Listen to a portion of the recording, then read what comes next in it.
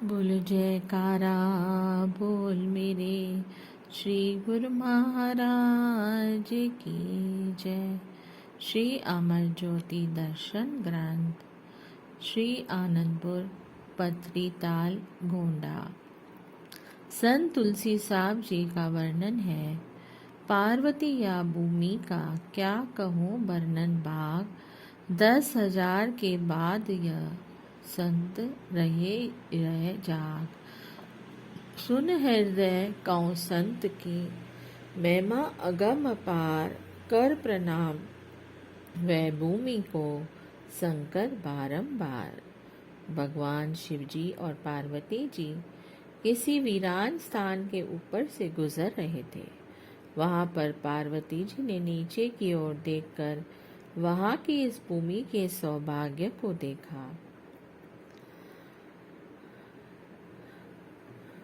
देखो, 10,000 वर्षों के पश्चात त्याग तपस्या की मूर्त संत महापुरुष यहाँ पर विराजमान होंगे। वहीं पर संतों के परम शिष्य हृदय ने जैसे ही संतों की अगम अपार महिमा का वर्णन किया तो शिवजी ने उस भूमि पर बारंबार नमस्कार किया।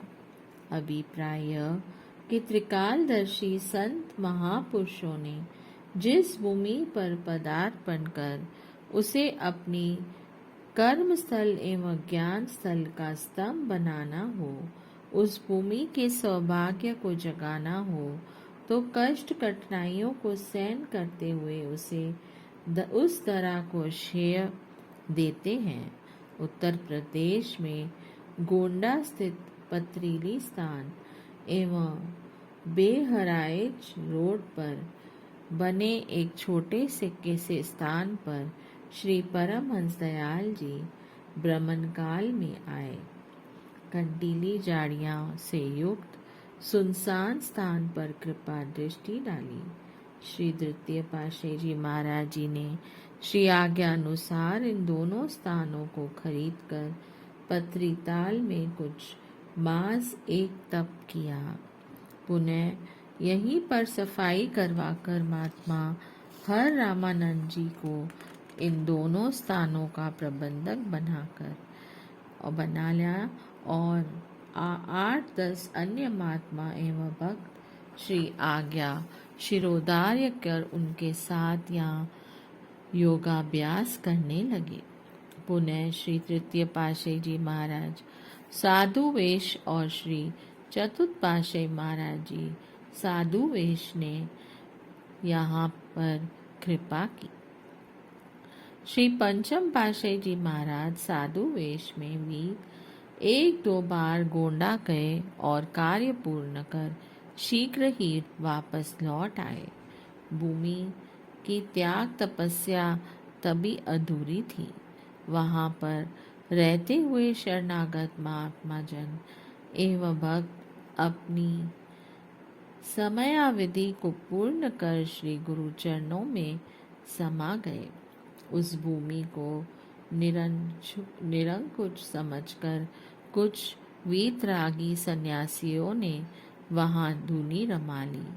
किसी ने भी यहाँ पर कोई मकान या आश्रम नहीं बनवाया और न ही उस पर अपना आधिपत्य जमाया।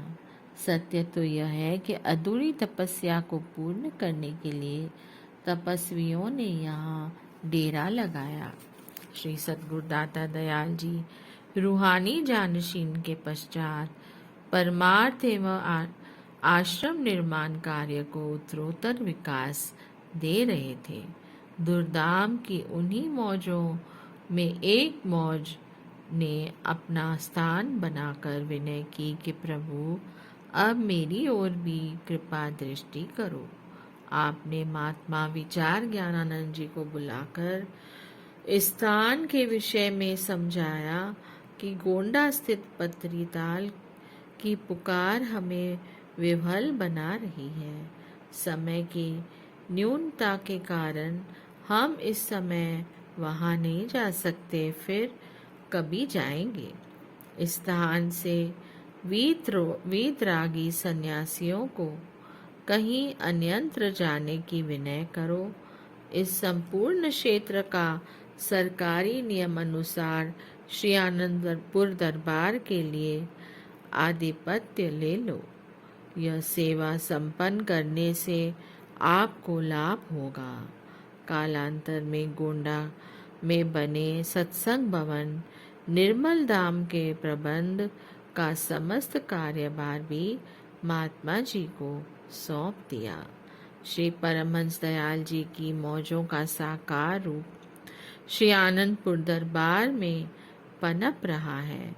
श्री परमहंस अवतार श्री तृतीय पातशाही जी महाराज जी ने श्री मुख से फरमाया था कि श्री आनंदपुर में अधिकतर साधु वेश में ही गुरुमुख प्रेमी दिखाई देंगे। आप उन वचनों के अनुरूप अपनी ही दिव्य मौज के से समय अनुसार संस्कारी अधिकारी एवं पुण्य आत्माओं को साधु वेश प्रदान करते। इस बार श्री मुख से वचन फरमाते हुए कुछ न कुछ नई लीला रचाते। हर बार आपने कुछ बुजुर्ग भक्त्यानियों को साधु वेश देकर फरमाया कि साधु वेश पहनने का केवल एक ही अर्थ है कि अपना सर्वस्व समर्पण, मन को पूर्णतया समर्पण करना ही समर्पण कहलाता है। श्री वचनों को तत्पर शिरोधार्य करना ही वास्तविक समर्पण है। श्री वचनों पर मनन करते हुए मन कोई न कोई अपनी चाल चलता है। सर्वदा यह ध्यान रखें कि साधु वेश का अर्थ क्या है। उस समय मन की न मानते हुए श्री वचनों को प्रमुखता देने की परम कर्तव्य है। आपने उन सब बुजुर्ग भाइयों को उसी दिन ही साथ में एक एक सेवादार देकर अलग अलग चक्कों पर भेज दिया और फरमाया कि वहां पर एक रात्रि रहकर दूसरे दिन साय के समय श्री आनंदपुर आ जाना। उसके पश्चात ही सबको उपयुक्त स्थान एवं सेवा प्रदान की जाएगी। उस समय सब प्रेमी जन श्री दर्शन अमृत रसपान कर रहे थे। भजन बोलने वाली सेवकाओं की मंडली तथा अन्य गुरुमुखों को उन्हें स्वागत सहित बस में बिठाने के लिए भेजा। भजन कीर्तन करते हुए जयकारों की ध्वनि से आकाश को गुंजायमान करते हुए सब ने झूम झुमाते हुए उन्हें विदा किया। उस समय का नजारा अनुपम एवं अलौकिक था। माँ प्रभु जी की प्रसन्नता का की किरणें मानो दिव्य नूरानी रूप से बरबस रही थी। गुरुमुख प्रेमी इस प्रसन्नता को पाकर अपने भाग्य की सराहना कर रहे थे। ऐसे स्वर्ण अवसर हजारों वर्षों की तपस्या के पश्चात मिलने पर भी दुर्लभ है और गुरुमुख जन साकार दर्शन करते हुए पा रहे थे। टेरी पाकिस्तान। अगम रहस्य के ज्ञाता त्रिकालदर्शी श्री पंचम पातशाही जी महाराज जी ने भक्ति और रूहानियत के दिव्य संदेश को जन जन तक पहुंचाने की दूरदर्गाई श्री मौज को साकार किया।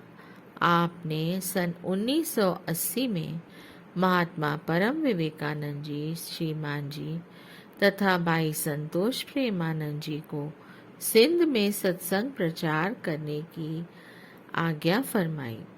ये कुछेच भक्तों के साथ पाकिस्तान के सिंध प्रांत में गए और गुरु भक्ति की जागृति प्रदान की। सिंध प्रांत में श्री परमहंसों की दिव्य ज्योति पुण्य संस्कारी हृदयों में जगमगाने लगी। श्री आनंदपुर दरबार की महिमा सुनते ही श्री सद्गुरुदेव महाराज जी ने श्री दर्शन तथा यहाँ पर भूमि पर पहुँचने के लिए श्रद्धालु एवं अधिकारी जीवों में तीव्र उत्कंठा उत्पन्न हुई। शीघ्र ही वहां से कुछ प्रेमी गुरुमुख श्री आनंदपुर में श्री दर्शन के लिए आने लगे। सन 1981 में भक्त करोड़ी मल जी श्री दर्शनों के लिए श्री आनंदपुर में आए। उन्होंने पावन चरण विंदों में मत्था टेका। आप मंद मंद मुस्कुराए और एक महान कार्य को करने के लिए उपरोक्त सेवक को पाकर अति प्रसन्न हुए। आपने श्रीमान जी द्वारा भक्त जी के लिए आज्ञा फरमाई कि वे पाकिस्तान में श्री परमहंस अद्वैत मत के प्रवर्तक श्री परमहंस दयाल जी श्री प्रथम पातशाही जी महाराज जी का टेरी में ही समाधि स्थल है, उसकी खोज करें। श्री आज्ञा पाकर भक्त जी पाकिस्तान पहुंचे और भक्त आलूमल जी को साथ लेकर कोहाट में गए। वहां कुछ व्यापारियों द्वारा जानकारी लेने पर एक बुजुर्ग व्यक्ति से भेंट हुई जो हिंदी भाषा भी जानते थे, क्योंकि वहां अधिकतर पश्तो भाषा बोली जाती है। उन्हें श्री परमहंस दयाल जी के सुंदर स्वरूप का दर्शन करवाया तो उन्होंने बताया कि ये महापुरुष टेरी गांव में रहते थे। वे उन्हें टेरी ले गए। जब वहां के लोगों से पूछा गया तो उन्होंने कहा कि ये तो हमारे अजीज प्रिय हैं। उन्होंने स्वयं साथ लेकर वह स्थान दिखाया जो कि भक्त अमीर चंद जी का मकान था। यहाँ पर श्री समाधि बनाई हुई थी और नित्य प्रति एक सेवक यहाँ दीप जलाता था। यह स्थान उस क्षेत्र में रहने वाले लोगों की श्रद्धा का केंद्र बना हुआ था। दोनों भक्तों ने श्री परमहंस दयाल जी की श्री महासमाधि के दर्शन किए। दंडवत प्रणाम कर पत्र पुष्प समर्पित किए। श्रद्धा सहित मत्था टेक कर प्रसन्नता प्रकट की कि श्री सद्गुरुदाता दयाल जी की श्री आज्ञा से खोज पूर्ण हुई है। वहां से वापस आकर उन्होंने संपूर्ण वृतांत पत्र द्वारा श्रीमान जी को निवेदित किया। श्रीमान जी ने यह सारी वार्ता श्री चरणों में विनय की। श्री सद्गुरुदाता दयाल जी ने इस स्थान को सर्वोधिकार सुरक्षित करने के लिए श्री आज्ञा फरमाई। इस हेतु भक्त लोकूमल जी 3-4 बार टेरी गए और वहां का समाचार निवेदन करते रहे। सन 1997 में भक्त करोड़ी मल जी श्री दर्शन हेतु श्री आनंदपुर आए। जब वे श्री चरणों में मत्था टेकने लगे उपस्थित हुए तो आपने सभी असीम करुणा करते हुए उनके सुपुत्र भक्त प्रेम जी के लिए श्री आज्ञा दी कि यह सारा कार्य उन्हें देखना है और पूर्ण करना है। जब यह श्री आज्ञा हुई तब वे श्री आनंदपुर में नहीं थे।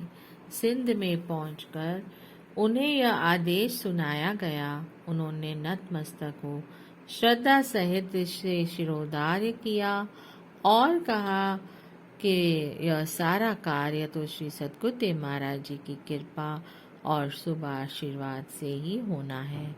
वे स्वयं ही इसे पूर्ण करेंगे। मुझे तो केवल आज्ञा मनन करनी है। भक्त प्रेम जी ने तन मन धन से स्वयं को इस श्री आज्ञा को पूर्ण करने में समर्पित कर दिया। सन 1997 में के बाद वे श्री आनंदपुर में आते रहे। धीरे धीरे समय अनुसार टेरी के कार्य को आगे बढ़ाते गए। कुछ प्रेम पूर्वक, कुछ एक दूसरे के साथ बैठ के करें और कुछ कोर्ट कचहरी में जाकर। सन 2004 में सिंध से कुछ प्रेमी गुरमुखों ने श्री चरणों में आकर निवेदन किया कि महाराज वहां पर कुछ ऐसी बाधाएं आ रही हैं जिससे कार्य पूर्ण करने में कठिनाई हो रही है। भक्त जी के पिताजी ने विनय की, प्रभु आप सर्व कला समर्थ हैं, आप स्वयं पार ब्रह्म परमेश्वर हैं। आपके चरण कमलों में सब रिद्धियां सिद्धियां, नव रिद्धियां और सब शक्तियां हैं। आप इस कार्य को क्षण भर में पूरा कर सकते हैं। यह आपका हम पर विशेष स्नेह है जो आपने हमें यह महान सेवा प्रदान की। श्री प्रभु जी सेवकों को की भावना को देखकर बहुत प्रसन्न हुए और वचन फरमाए, यह कार्य श्री परमहंस दयाल जी की अपनी श्री मौज के अनुसार ही होना है। उनकी जब जब ऐसी मौज होगी, वैसे वैसे सब विघ्न बाधाएं स्वतः ही दूर होती चली जाएंगी। यह बात 100% सुनिश्चित है कि यह स्थान श्री दरबार का है और यहाँ पर समय पाकर विशाल भव्य मंदिर भी बनेगा। आप निश्चिंत रहें, श्री परमहंस दयाल जी महाराज स्वयं इस कार्य को पूर्ण करेंगे। सभी गुरुमुख जन जयकारे लगाकर श्री प्रभु जी के गुणानुवाद गाते हुए सिंध की ओर लौट आए। बोलिए जयकारा, बोल मेरे श्री गुरु महाराज की जय।